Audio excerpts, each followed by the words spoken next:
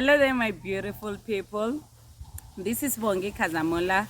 Um, Thank you for tuning into my channel. Please subscribe, share with your friends, and leave me a comment. If there is anything that you want me to tackle, please tell me to do so. I'm making losses on my property business currently, and I wanted to talk about that. I believe that when we speak business, we can't speak about the positives only because it's unrealistic. It paints a picture that's wrong about um, whatever it is that a person is doing. So in the property space, it's a beautiful thing. It's passive income that you, once you do it, if you don't have problems with your tenants, um, it flows. You get your monthly income. It's sorted up until that time that you lose that income. So I've been losing a little bit of the income after finishing my big project. So far it's big for me. I had it filled up. I had my first property filled up, and I had my second property filled up. And where I'm staying as well, I've got a tenant on my outside room. I think it was a servant's cottage back then, and I turned it into a tenant's quarter. And I have beautiful tenants here. They are paying on time. They don't give me hassles. I don't know, maybe one day I'm gonna do a video about my next video for sure. I'm gonna talk about different types of tenants that I've been encountering. I find that South Africans are hard to deal with. But anyways, back to my topic for today. I've been losing money on the property business. My first property had a tenant on the main house, and the tenant wasn't happy about a stove. They burned the stove, and my electrician is a Mozambican, and he was home. They sent me a message very late, and they said, hey, the stove burnt. What can you? We need you to fix it. I couldn't fix it, and I had to tell them that I'll fix it when the electrician come back, because the wiring is a bit complicated. It was wired for personal use, as in a family, that's intact, but I had to divide it into three. So the wiring became a bit complicated, so it needs someone that knows what's going on. That's not the reason why I'm here, but I lost the tenant, and they decided to move out, and I lost an income of 5,500. But I wanted to talk about how I'm surviving, okay? How to survive losing income 1 month or 2 months or a few months, if it can drag into, because immediately somebody leaves, you have to now find somebody else to occupy the premises. So I survived them not paying that month's rent because they decided to leave out of the blue. I think it was coming. Their behavior had been showing me that it was coming. But then they decided on that month that they're not going to pay rent. So I decided, okay, if you're not going to pay rent, you need to leave. So they left, and the deposit money, guys, came in handy.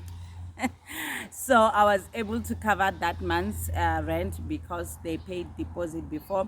I'm thankful for the lessons that I've learned before, the books that I've gone to that showed me that you need to have deposit in place.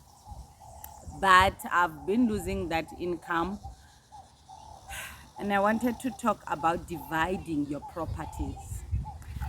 It's very viable and very advisable to divide your property. If you can, don't rent the entire property to one individual.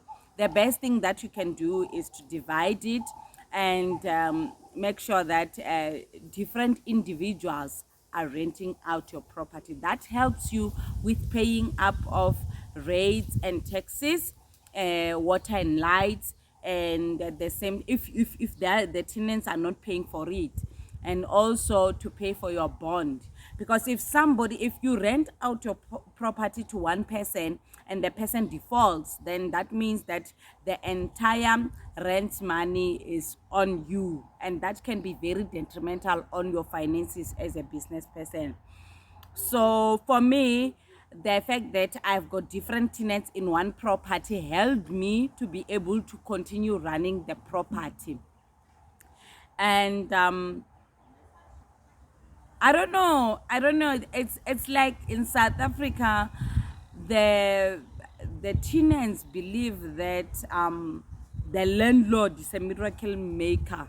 That's another thing that I wanted to talk about today. That the expectations that tenants have on landlords is you are a god. When they snap their fingers, you must just run and start running around and start tending to their problems. And sometimes the problems are stupid problems. Last week I had to drive to one of my properties, and when I got there, the person was complaining, I can't lock the door. And I get there, guys, I just turn the key and the key locks, and she smiled, and I don't even understand what's the meaning of that. So we're living and we're running a business as young South Africans, but we also have young South Africans that are out there to become problems on a daily basis. So protect yourself as a landlord. Make sure that you don't have one tenant. Make sure that you have got the deposit paid up. Make sure that you have, I've spoken about this before. One lady yesterday stopped me and she said, Sandra, I don't have a template for a contract. Can you assist me? That made me do this video today, because I realized that there's a lot of us out there that have got tenants, but we haven't made any contract. We don't have any contract in place. And I'm repeating this statement again because it looks like it's one of the biggest problems that we face as tenants. As I'm learning I'm in the journey, I'm realizing the loopholes that you have as a landlord is the tenants in our country can decide to wake up in the morning and then, I don't want to stay in your property anymore. The one that I just had leaving one of my properties was, I had people breaking in. I'm not saying that there was no break-in, but the manner in which the person handled themselves is very suspicious. The person wakes up in the morning and says, I had a break-in, my stuff is gone. Before 2 hours, because I was driving from home, I was in a wedding and I was driving from home in Limpopo, and I'm coming here, and I said to them, I'm on my way. When I get there, I'll deal with it. I'll attend to your problem. But before 2 hours ended, I'm still driving from Limpopo. The person goes, yeah, I'm leaving. I've decided to pack my things and go. So you can see the trend that tenants have. The person already had plans to leave the property, but they don't have the audacity to put a notice to say to you, I don't want to stay here anymore. Because people grow, okay? People grow, people decide, I don't want to stay in this neighborhood anymore. And they can create all types of stunts, and what tenants want all the time is a deposit. So on the last month, most of them don't want to pay rent. That's what I've learned in our country. Most of them don't want to pay that rent. And to protect yourself, make sure they've got that deposit. And if they don't pay that rent that beginning of the month, make sure you take action, because you'll end up footing up the bill of something that they decided personally that they want to do intentionally. So the loss that I've been making was because tenants didn't want to pay rent. They moved out of the property. before the lease ended. They decided, I don't want to stay there anymore. And if you have the deposit with you, don't be nice, take the deposit. The other thing that human beings, us Africans, is the spirit of Ubuntu. The Ubuntu spirit can be abused in this business that we have. The tenants think that the landlord must always be nice. You must be nice, you must be a beautiful person inside, you must tend to their outrageous nonsense. And sometimes you need to set your boundaries. You need to make sure that you don't fall into their trap, and make sure that you get that monthly rent. So I lost money a month. I think, yeah, it's a month now. I've lost money for a month because I had to advertise. Another thing I wanted to talk to you about is to inspect your properties. Oh my God, I can't emphasize this much.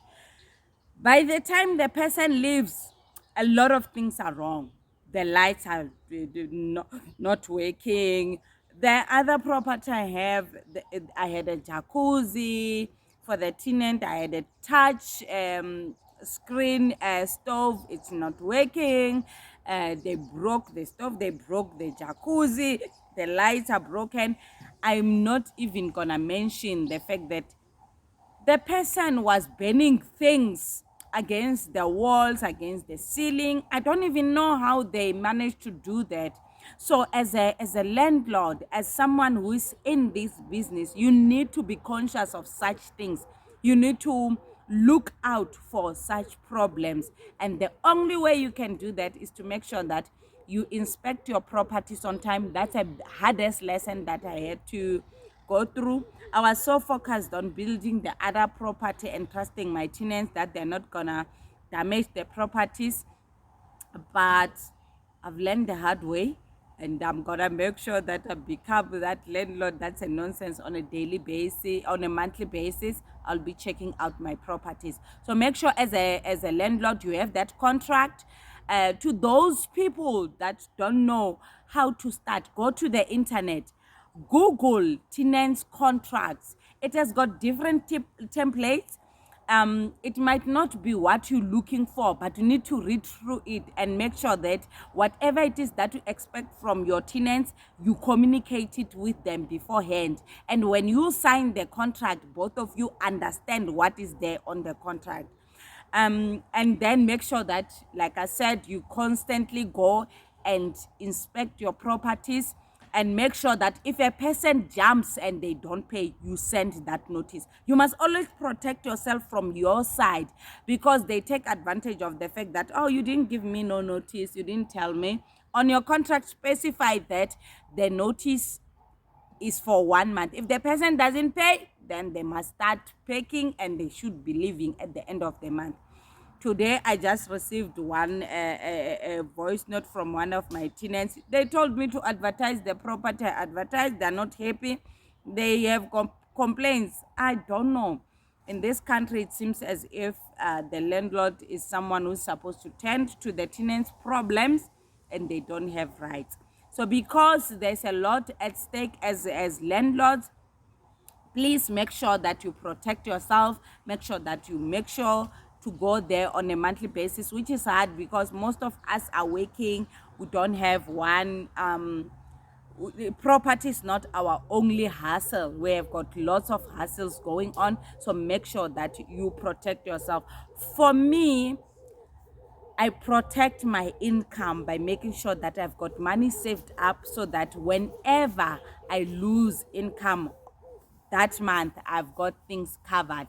And sometimes I also pay my bonds and other expenses upfront, so that by the time the tenant doesn't pay, then you have got things in place. You have got things that are set up in place.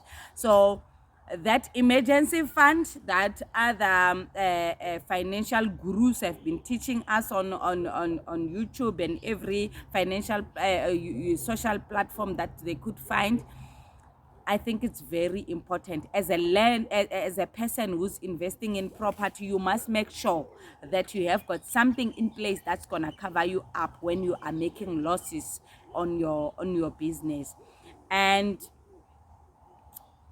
I'm gonna talk about the complaints, how to handle complaints in another video. But today I wanted to caution landlords about making sure that you have got something in place for a rainy day, because this business is not always glorious. People might come to you, and they portray this entire thing as if it's the most beautiful things, the most glamorous thing, but there is losses that you can incur as a landlord. You have put money into your business, so make sure there's a ways and sources of income that is gonna protect you when you cannot make ends meet, when you cannot receive that income from tenants.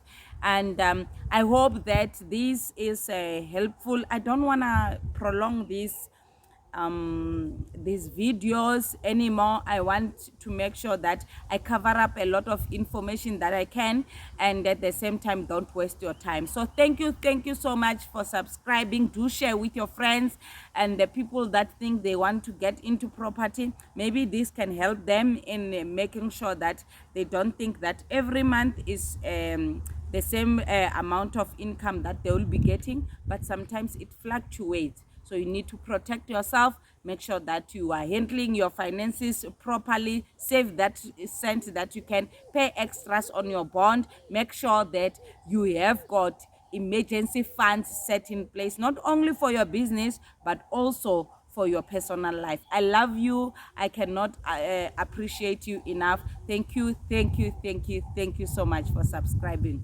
Mwah.